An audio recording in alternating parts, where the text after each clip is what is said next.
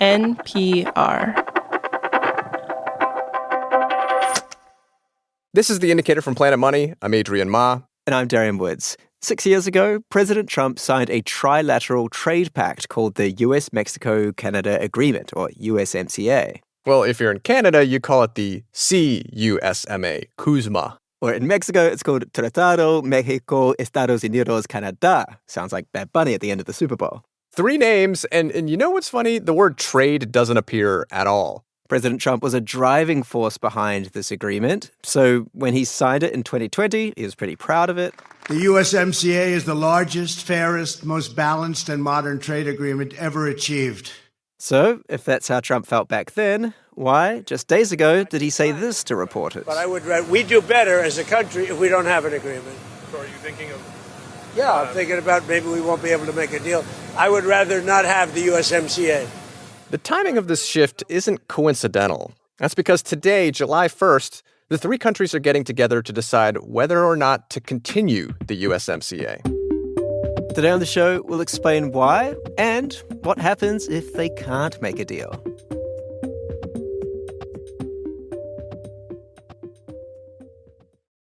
This message comes from Saatva. Declare your independence from back pain and sleepless nights with a handcrafted luxury mattress from Saatva. You'll save up to $625 when you visit saatva.com/NPR during their July 4th sale. Support for NPR and the following message come from Washington Wise. Decisions made in Washington can affect your portfolio every day. Washington Wise from Charles Schwab is an original podcast that unpacks the stories making news and how they may affect your finances and portfolio. Host Mike Townsend and his guests explore policy initiatives for retirement savings, taxes, trade, and more. Download the latest episode and follow at schwab.com/WashingtonWise or wherever you listen. This message comes from NPR sponsor Carvana. Carvana believes selling your car should be easy. Get a real offer down to the penny, picked up from your driveway. You may keep waiting for a catch. There isn't one. Sell today at Carvana.com. Pickup fees may apply. Before the USMCA, there was NAFTA, the North American Free Trade Agreement. It went into effect in 1994 and tore down trade barriers between the U.S., Mexico, and Canada. And in the years that followed, there was a boom in trade in everything from crops and metals to electronics and cars. Goods flowed across borders like never before. And unfortunately, so did a lot of American manufacturing jobs. And this is partly why President Trump, during his first term, called NAFTA a lousy deal, why he pushed Mexico and Canada to renegotiate, and how we got the USMCA. In some ways, the USMCA is just a souped-up version of NAFTA. It didn't so much reinvent the wheel as put some air in the tires and add some rims. For example, USMCA tweaked policies that said how much of a literal car should be made in North America in order to qualify for tariff-free treatment. It also had a new section covering e-commerce.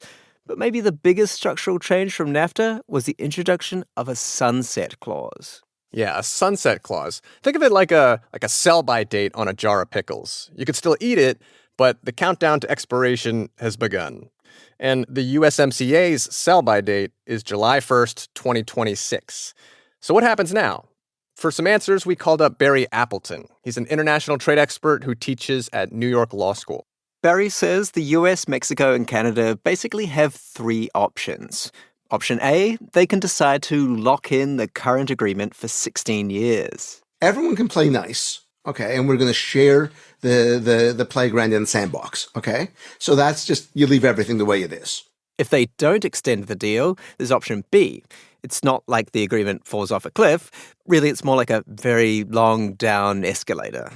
So every year, there's a review until everybody's happy, which means the U.S., and that puts political uncertainty and pressure onto the other parties. If in 10 years there is still no deal, then the USMCA expires. But Trump seems to have soured on this deal that he himself championed just 6 years ago. And Barry has a theory as to why the U.S. is likely to favor option B. And that's because it gives the U.S. a chance to extract more favorable terms of trade from Canada and Mexico. The administration sees this as a win.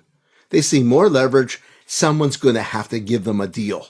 Because if they don't, there's still option C. With 6 months' notice, any party can withdraw from the USMCA. And while Trump has said he might still sign an agreement, he's also said he'd, quote, rather have it terminated, unquote. So how is this playing out with the US's trade partners? As someone who's previously advised Canadian officials on trade issues, Barry says the Canadians still seem kind of dumbstruck that they're even in this situation. Well, Canada is spending its time feeling like the aggrieved spouse going to marital therapy. And it's a bad strategy. Because unless both sides want to get help, that doesn't work. So their strategy is, we all love each other, we've been your best partners, we're going to grow the pie. And nobody's listening to that. That counts right now. By the way, I agree with what they're saying. It's just it's the wrong strategy for this game. For the game Barry thinks Trump is playing anyway. This is not a strategy about joint economic benefit and development. This is a strategy about power redeployment. It's really about who controls the playground and how it works. And some kids want to bully the other kids, and you got to decide, what are you prepared to live with? Are you saying the U.S.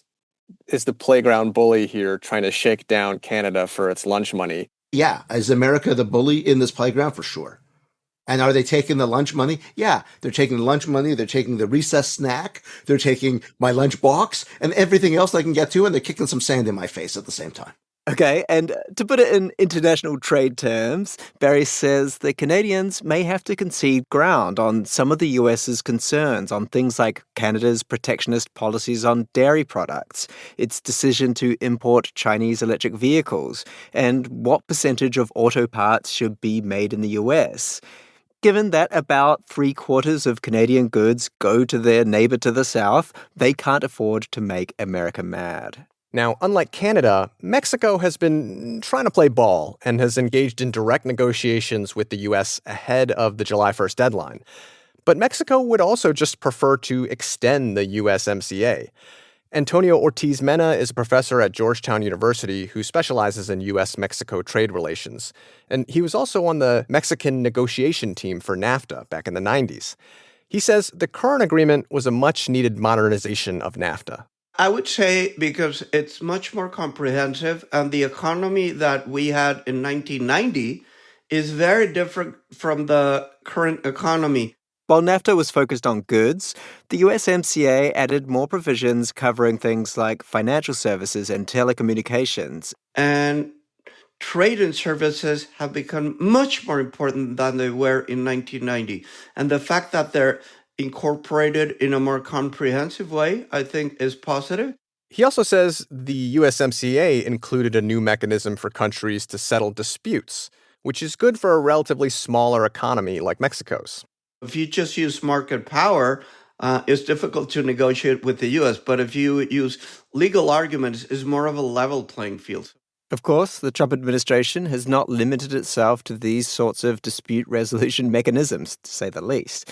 During the past year and a half, President Trump's trade war with the world has included Canada and Mexico.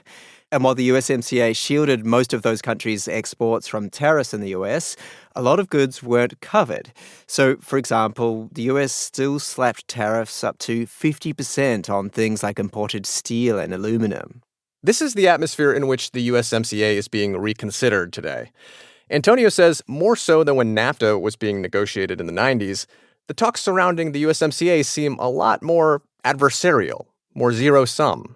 I'm watching a lot of World Cup games. A goal is zero-sum. But I don't think that in many instances, trade is zero-sum. And sometimes it's treated like that.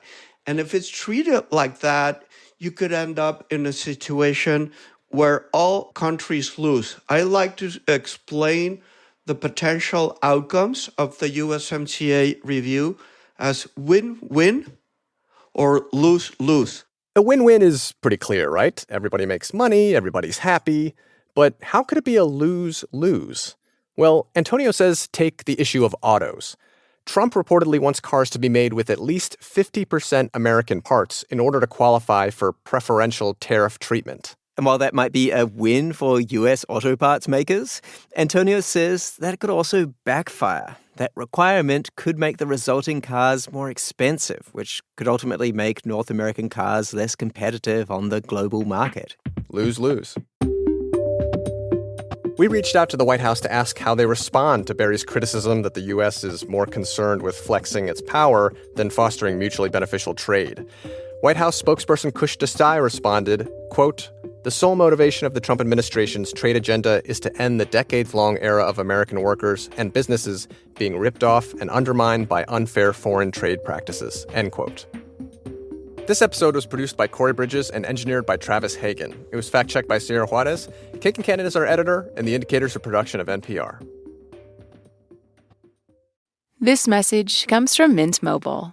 If you're tired of spending hundreds on big wireless bills, bogus fees, and free perks, Mint Mobile is for you. Shop plans at mintmobile.com/switch. Taxes and fees extra. See Mint Mobile for details. This message comes from Rosetta Stone. Rosetta Stone Sapphire personalizes your language learning. Get unlimited access to all 25 Rosetta Stone languages and Sapphire learning tools. Visit rosettastone.com/NPR and receive 20% off.